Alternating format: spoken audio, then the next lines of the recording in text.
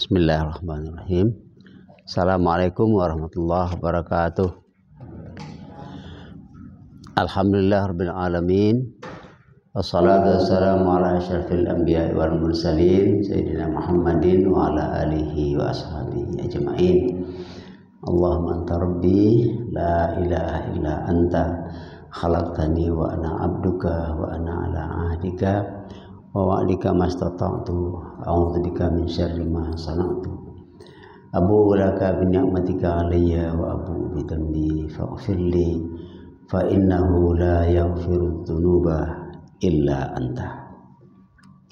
Ibu dan bapak yang saya muliakan, kemarin kita sudah bicara tentang air, ya, tentang bermacam-macam air.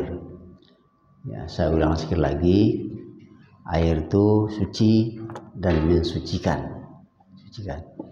Jadi selama air itu tidak berubah warnanya, tidak berubah rasanya, oleh karena yang merubahnya itu benda lain yang tidak sama sifatnya dengan air.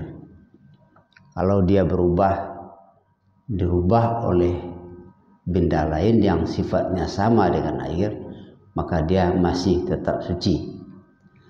Apa yang mengubah warnanya, merubah rasanya itu yang sama dengan air, sifatnya tanah. Tanah itu punya sifat yang suci lagi mensucikan. Itu boleh dipakai. Kemudian sekarang kita masuk ke bejana. Bejana yang kita pakai,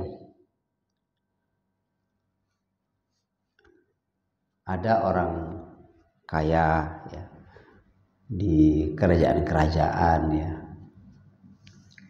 ada piringnya dari emas, ada dari perak,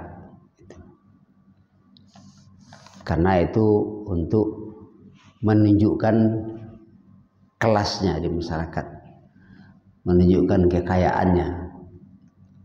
Nah, bolehkah kita makan atau minum di bejana, piring, atau gelas yang terbuat dari emas dan perak?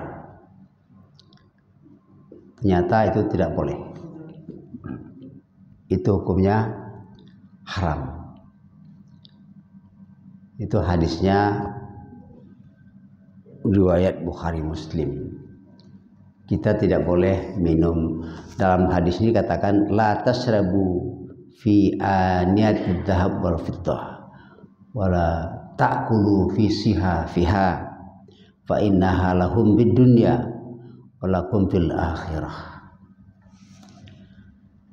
Jadi emas perak yang digunakan untuk wadah makan minum, kata Nabi, itu digunakan untuk orang-orang kafir, orang-orang yang suka menunjukkan kemegahannya.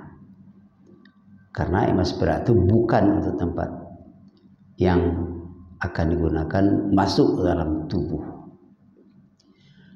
Jadi kata Nabi, itu adalah fa innaha lahum fid dunya. Emas perak, bejana-bejana itu untuk mereka, untuk orang-orang kafir di dunia. Walahum fil akhirah, tetapi nanti di akhirat kalian akan mendapatkan itu. Nah, kalau kita perhatikan kenapa kita sudah banyak, kalau laki-laki, kenapa laki-laki dilarang pakai emas misalnya? Ternyata ada zat di emas itu yang bisa masuk ke dalam tubuh. Rupanya emas itu kalau disimpan pun beratnya lama-lama berkurang, ya, dikurang. Apalagi kalau dipakai, jadi itu masuk ke dalam tubuh dan itu mempengaruhi pengaliran darah segala macam. Kalau perempuan boleh itu karena dia keluar ketika haid, laki-laki tidak. Maka laki-laki itu berbahaya kalau pakai emas. Jadi semua yang dilarang oleh agama itu adalah baik untuk kita. Semua yang disuruh itu baik untuk kita. Kedua-duanya sama baik. Nah, berkaitan dengan ini sama juga. Jadi orang-orang yang karena kekayaannya, karena kehebatannya, sampai-sampai dia bejana piringnya atau tempat minumnya dari emas dan perak, itu kata Nabi, lahum fid dunya, itu untuk mereka di dunia. Karena kemegahan orang-orang yang suka bermegah-megah berlebihan itu adalah orang yang sifatnya tercela. Tetapi itu untuk kalian nanti di akhirat. Persiapkan itu. Ada hadis yang berikut yang lebih tegas lagi. Nabi mengatakan begini, alladzi yashrabu fi ina'il fiddah innama yujarjiru fi butunihi nar jahannam. Orang yang minum di bejana emas dan perak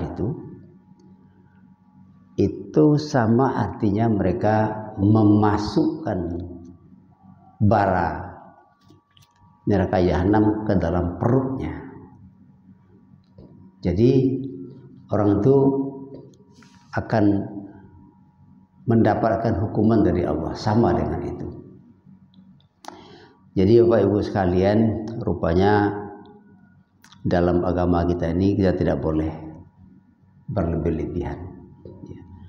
Walaupun rezeki kita banyak diberi oleh Allah, tapi dalam hidup tidak boleh berlebih-lebihan. Sama dengan larangan Nabi kepada orang yang memakai pakaiannya melebihi tumit dalam sampai menyapu tanah, ya. Tapi oleh sebagian orang sekarang itu digunakan haram, tapi haramnya itu, larangnya itu untuk sombong, larang sombong. Jadi orang jahiliyah dulu menandakan dia orang hebat, orang kaya, dia memakai pakaian yang berlebihan. Saya sering juga marah kalau di rumah kepada anak-anak, kepada istri, kalau dia pakaian sekarang kan baju perempuan banyak yang sampai menyapu tanah, ya, nyapu tanah. Saya bilang ini pekerjaan setan, ini tidak boleh. Karena tapi dalam salat ada orang salah memahami itu untuk Jadi begini, sahabat Abu Bakar pernah bertanya kepada Nabi ketika Nabi mengatakan pakaian seperti itu. Tapi kalau bukan untuk bermegah-megah, kenapa Rasulullah? Hanya untuk keindahan, hanya untuk kata Nabi, Allah tahu mana yang bermegah, mana yang untuk keindahan. Tetapi di dalam hati orang berpakaian seperti itu muncul rasa sombong, litakabbur. Itu yang tidak boleh. Ada orang yang salat karena katanya tidak boleh memakai pakaian celana yang menutup tumit, padahal itu litakabbur. Menjelang sembahyang dikelipik terawat. Itu juga tidak sopan. Itu kan orang pergi ke sawah gitu, ya kan? Jadi tidak apa-apa. Tapi jangan untuk litakabur, itu boleh saja. Tapi kalau emas ini itu pasti adalah untuk mewah tujuannya. Tidak ada orang yang lain tujuan lain kecuali untuk menampilkan kemewahan. Itu mengenai bejana boleh. Terus boleh tidak kita minum bejana yang terbuat dari kulit. Dalam hadis berikut, itu lebih baik kalian minum di bejana yang terbuat dari kulit. Nah, dulu kalau kita tengok orang-orang dulu juga ada membuat tampe air, tempat nyimpan air dari kulit. Kalau kulit itu udah disamak itu dagingnya sudah dibersihkan, dicuci pakai debu, itu banyak cara-cara menyamak itu boleh. Katanya air itu kalau disimpan di dalam kulit itu sejuk, airnya sejuk. Kalau di kampung dulu tidak sejuk dari bambu.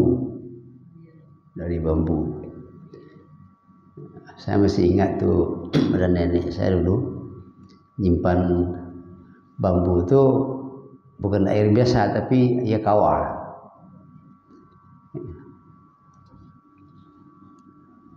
Pak dia tahu kawah kan? Enggak. Enggak tahu kawah. Jom jadi tahu kawah. Enggak aja dah. Enggak. Yang bukan tempe air itu. Kawah itu daun kopi. Nah, karena aja masih muda yang enggak tahu itu kawah. Jadi kalau jadi kan banyak udah mulai banyak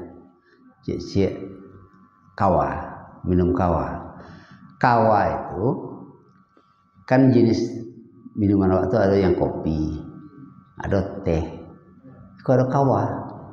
Kalau kopi itu dari kopi warna, kalau teh itu dari daun teh. Tetapi kalau kawah itu dari daun kopi. Daun kopi itu dikaryangkan bentuk teh, itu jadi minuman. Itu enak. Kalau nampak dia di jalan SMA Amin tuh ada teh kawah. Itu kalau di jalan D5 di rumah makan sate Dangong itu ada juga minum kawah. Apa suku? Itu lebih alami. Nah, orang dulu air kawah itu disimpannya di tabung bambu. Masuk aja sampah-sampahnya, tapi mulut bambu itu diberi hijau menyiramnya. Jadi ganti kiri kan saringan gitu, itu pakai hijau. Kalau kita nak ke Bukit Tinggi kan sesudah biaro itu sebelah kiri itu ada kedai kawah. Jadi minumnya pakai sayak, pakai tempurung. Mungkin Gumatin tahunya sayak tuh tempurung. Jadi pakai tempurung minum situ. Itu lebih enak. Dan itu ramai. Saya tengok di biaro itu sudah biaro itu ramai. Kebanyakan anak-anak muda itu. Kenapa ramai? Ternyata dalam hidup itu hidup bersahaja itu lebih nyaman, lebih enak gitu. Nah, jadi lebih baik kalau gini tidak tahu orang minum pakai sayak. Di kampung apa dulu ada orang yang ahli membersihkan sayak itu sehingga licin. Saya itu pakai khusus pisaunya tuh licin. Jadi kembali kepada yang tadi, ingat emas dan perak itu lambang dari kemewahan. Maka dilarang oleh Nabi untuk orang-orang yang minum atau makan dengan menggunakan bejana emas dan perak. Ya, kenapa itu menunjukkan kemewahan itu. Kemudian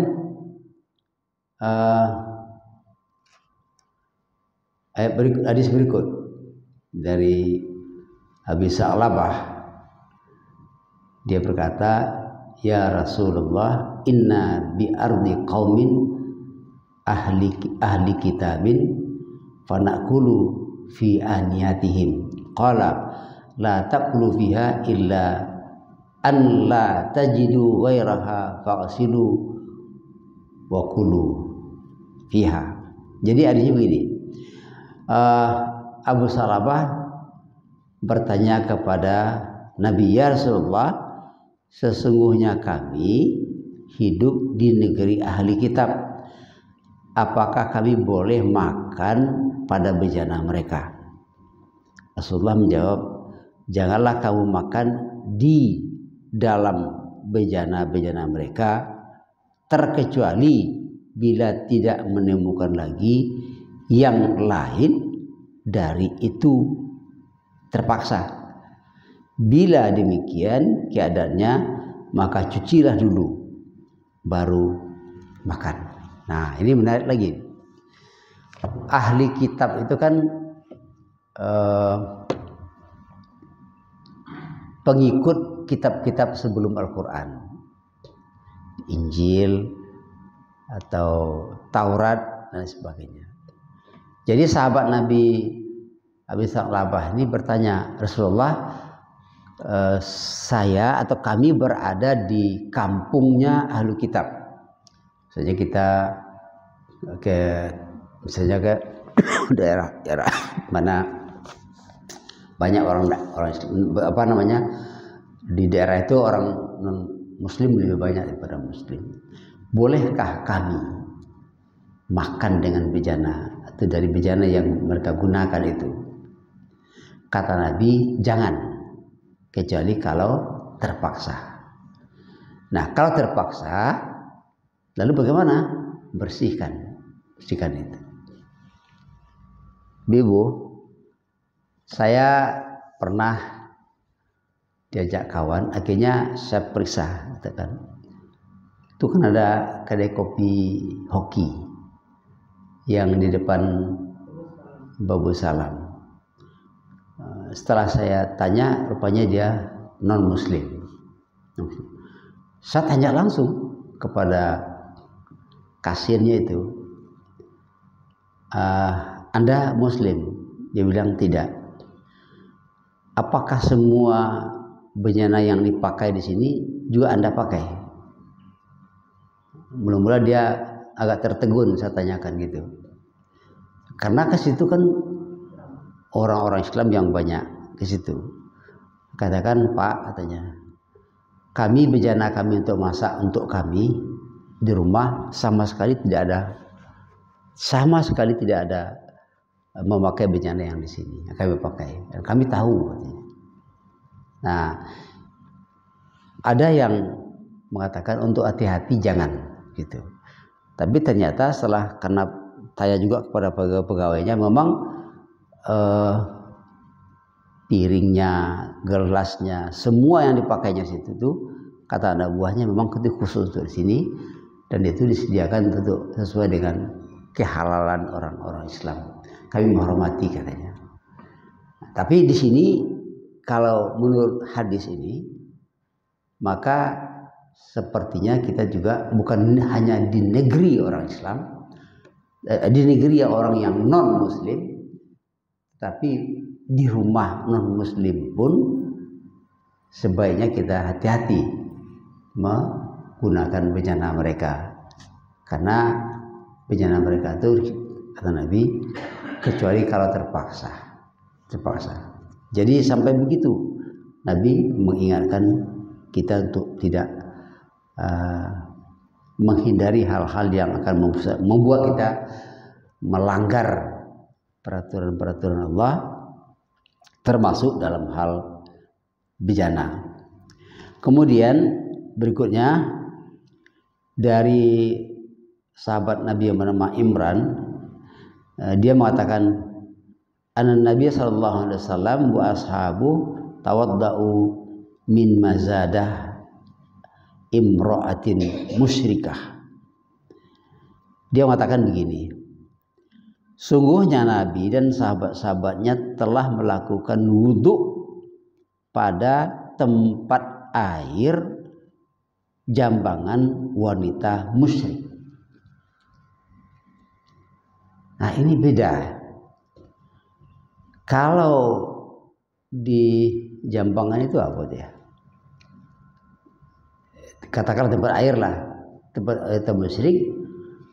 Nabi berwudu dari situ. Nyata boleh. Rupanya tidak boleh itu adalah makan dan minum. Kalau sekedar wudu boleh. Nah, ini dibedakan. Begitu hati-hatinya Nabi mengingatkan kita untuk segala hal yang berkaitan dengan yang akan masuk ke dalam badan kita, dalam diri kita. Karena badan ini, apa yang kita makan itu akan tumbuh menjadi daging. Dan daging itulah yang nanti akan membawa kita sesuai dengan apa yang kita makan. Ini dalam hadis katakan matan nasu bima ya'ishu. Manusia itu mati dengan apa dia hidup. Tetapi manusia itu hidup dengan apa dia makan. Ternyata apa yang kita makan itu berpengaruh kepada sifat, kepada perilaku kita. Dulu orang berdebat kenapa babi itu haram, diharamkan. Ada yang mengatakan itu karena di daging babi itu terdapat cacing pita yang berbahaya. Lalu katakan oleh mereka, kalau di babi itu terdapat cacing pita lalu dibersihkan, ya, melalui dimasak dengan cara tersendiri sehingga cacing pitanya tidak ada. Kalau itu yang menjadi sebab hukum haramnya daging babi, berarti sebab hukumnya hilang, maka hukumnya boleh. Hilanglah hukumnya. Maka ternyata kemudian dipelajari yang menyebabkan daging babi itu haram sesungguhnya bukan karena faktor cacing pitanya itu, karena watak babi itu pindah kepada manusia. Jadi manusia itu pindah watak dari apa yang dia makan kepada dirinya. Kalau orang yang suka makan ikan, orangnya dinamis, orangnya aktif, bergerak, dan dia orangnya dinamis, ya, tidak mau dia merampok punya orang. Orang yang makan sayur, orangnya suka yang segar-segar. Tetapi kalau suka makan babi, sifat babi apa? Sifat babi itu memakan semua, bahkan kotornya itu dimakannya. Jadi kecil orang awak jaguang aja awak. Jaguang itu, andaikan jaguang lah, beraknya dimakan aja begitu pilihnya orang itu.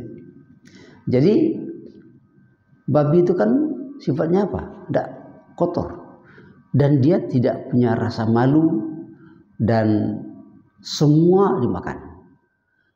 Kalau sudah makan, menyampah-nyampah lagi, membuat kotoran. Coba kita tengok kalau dia menggali ubi kita segala macam, kan babi seperti itu. Maka kalau kita tengok sifat orang yang suka makan babi seperti itu, sifatnya rakus, tamak, ya, tidak cukup-cukup. Sudah itu menimbulkan apa? Menimbulkan mudarat bahaya lagi kepada lingkungan. Itu yang menyebabkan babi itu haram. Dan babi itu setelah saya juga pelajari, seluruh agama mengharamkan makan babi, termasuk agama Kristen, agama Yahudi. Dalam Injil disebut itu tidak boleh dimakan, tapi orang memakannya karena katanya itu enak, ya, enak. Jangan-jangan kita pernah terkena ini. Saya pernah hampir waktu sekolah di Jakarta. Jadi suatu ketika saya pergi mencari buku. Kalau ibu-ibu bawa ke Jakarta tidak ada di Gelodok namanya. Gelodok itu banyak orang Cina situ. Karena sudah jam berapa? Sudah jam 2 lebih saya tidak makan. Baru sadar saya kalau saya belum makan. Jadi lewat di sebuah restoran, harum sekali masakan orang, bau harum sekali. Jadi saya masuk, rupanya orang buat apa? Nasi goreng. Saya minta nasi goreng. Minta, itulah kalau kita hati-hati. Sudah saya mau makan karena saya sudah lapar.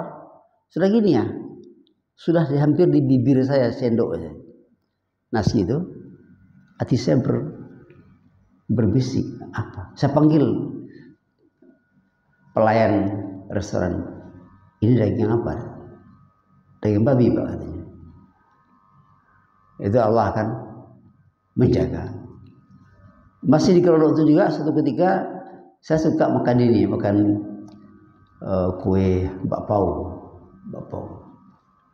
Jadi lapar. Dulu saya mengalami sakit mah juga dari dulu. Jadi mana lapar saya berhenti makan. Nampak bakpao saya belum suka itu. Itu saya minta apa Pak? Yang daging, kasih daging. Waktu saya sudah beli, tanya lagi, ini daging apa? Punya daging babi. Mana tahu ya, kita kena. Tapi kalau kita tidak tahu kan tidak apa-apa. Tapi jangan sampai tahu karena watak babi itu buruk betul. Watak babi itu tamak, jorok, dan itu yang dilakukan oleh orang-orang yang suka makan babi. Perangainya menjadi seperti perangai babi. Itu makanya tidak boleh. Ada yang mengatakan, Pak, semuanya kan boleh. Kalau untuk apa diciptakan oleh Tuhan, oleh Allah? Kalau tidak boleh kita makan, kenapa harus dilarang?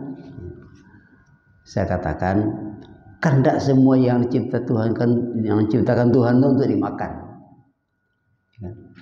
Jadi kan ada orang semua yang merayap dimakan, kecuali teng wajah katanya. Semua yang berdaun dimakan, kecuali daun pintu. Semua dimakan, bukan untuk dimakan semua. Kenapa babi harus ada?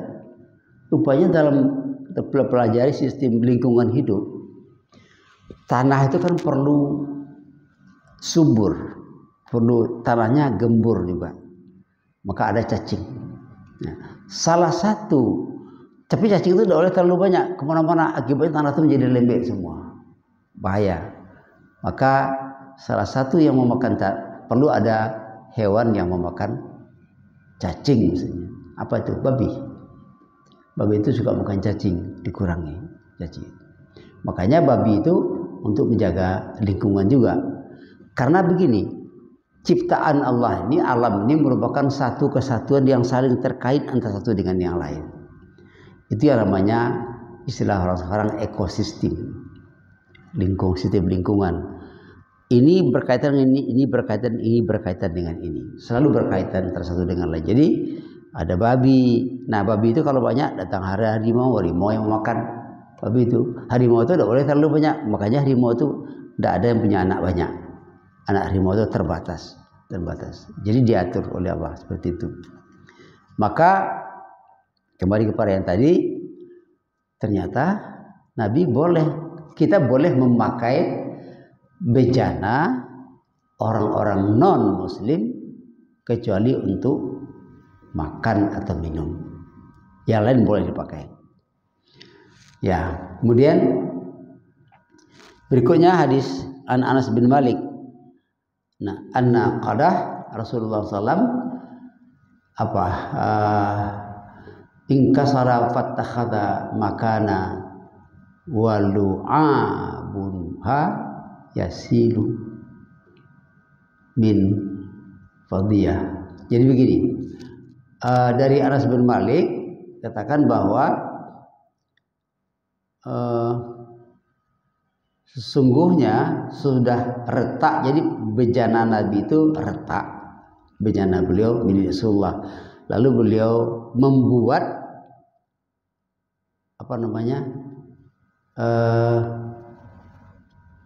alat untuk pengikat pada pinggirnya yang terdiri dari perak. Nah ini kalau tadi kan ada kunjungan terpaksa. Bagaimana kalau piring orang dulu kan tidak mudah beli piring, kan mahal kan, apalagi piring-piring porselen itu namanya. Jadi ada piringnya retak Nabi, tapi beliau membuat alat untuk mengikatnya. Kalau itu boleh, alat mengikat saja. Karena piring orang dulu kan pernah diikat juga. yang pecah-pecah. Kalau gini pecah buang, ya kan? Tidak perlu karena sudah banyak. Jadi karena itu nggak sampai kepada satu utuh yang membawa makanan itu masuk ke dalam tubuh kita. Jadi kesimpulan kaji kita adalah bahwa untuk masuk ke dalam tubuh itu perlu betul-betul dijaga, jangan sampai ada hal-hal yang dilarang oleh agama masuknya. Kalau untuk sekedar dipakai, ternyata Nabi memakai itu juga, tetapi hanya tidak masuk ke dalam tubuh. Itu boleh. Makanya sekarang begini, ini kan ada parfum yang pakai alkohol. Jadi di situ berbeda pendapat ulama. Parfum yang pakai alkohol itu tidak boleh dipakai, apalagi dibawa salat. Itu haram. Tapi ulama mengatakan alkohol itu haramnya kalau dikonsumsi, diminum, itu tidak boleh. Tapi kalau sekedar dipakai untuk membantu itu boleh. Itu berbeda pendapat. Tapi yang lebih baik kan ditinggalkan. Ada kaidah mengatakan al-khuruj minal khilaf mustahabun. Keluar dari perbedaan pendapat itu lebih baik. Ya, sekarang kan orang suka pakai parfum. Mana pagi pakai parfum dan mau salat pakai parfum. Tapi ada orang yang pakai parfumnya sudah berdiri salat